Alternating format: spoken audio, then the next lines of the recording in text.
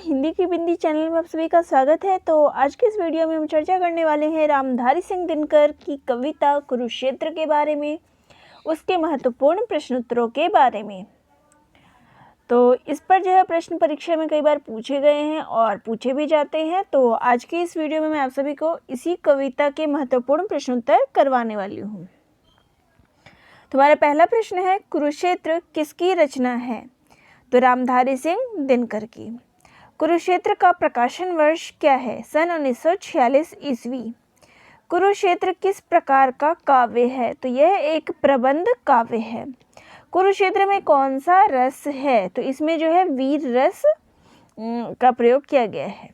अगला है, कुरुक्षेत्र काव्य का प्रतिपाद्य क्या है?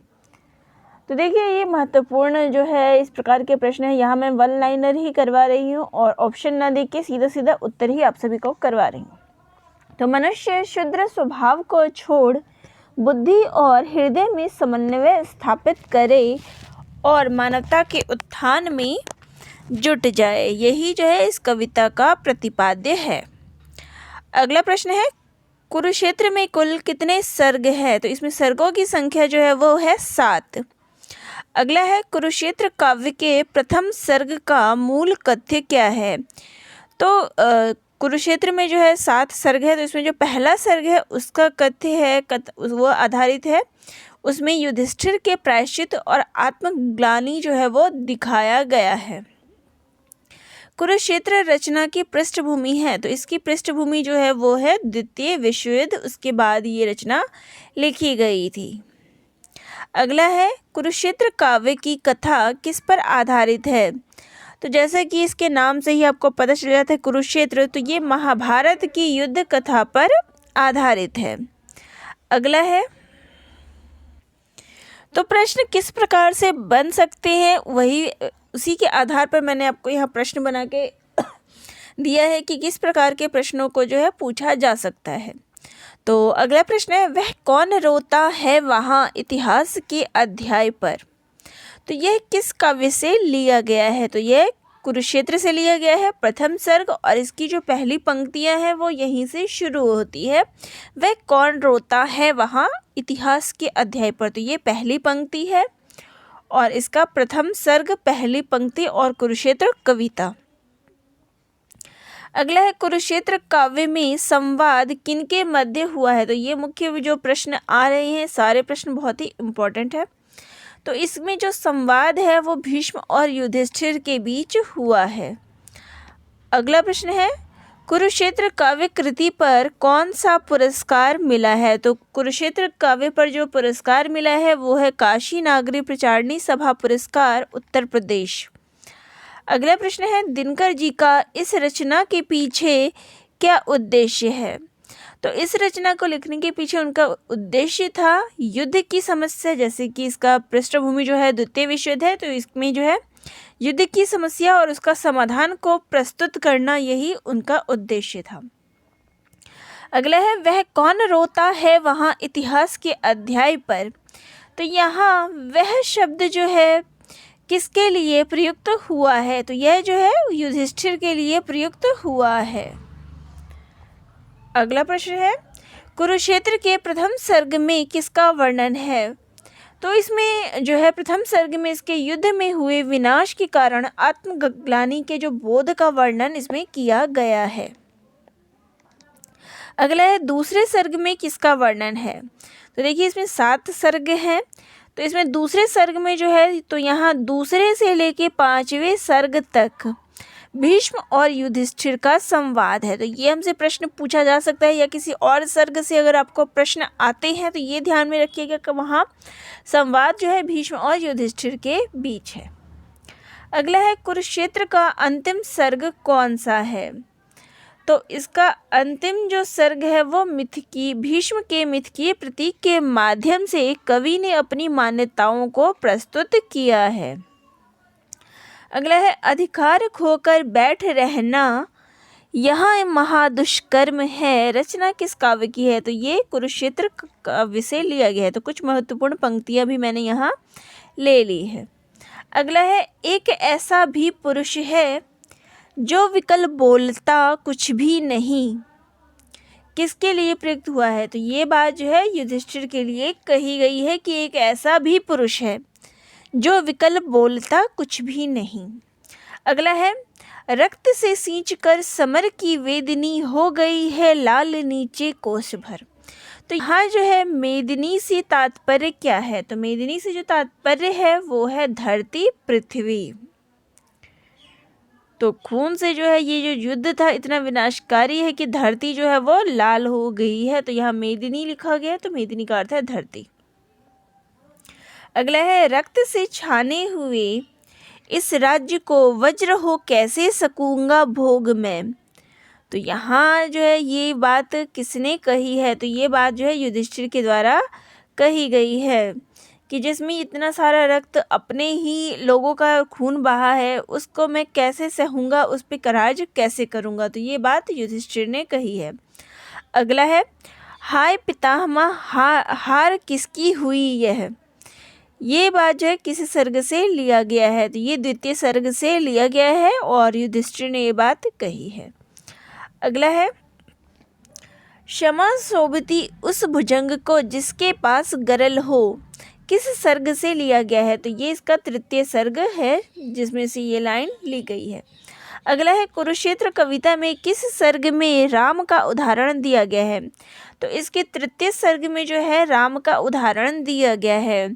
तो यहाँ मैं आपको थोड़ा सा एक्सप्लेन कर देती हूँ कि इसके तृतीय सर्ग में क्या कहा गया है।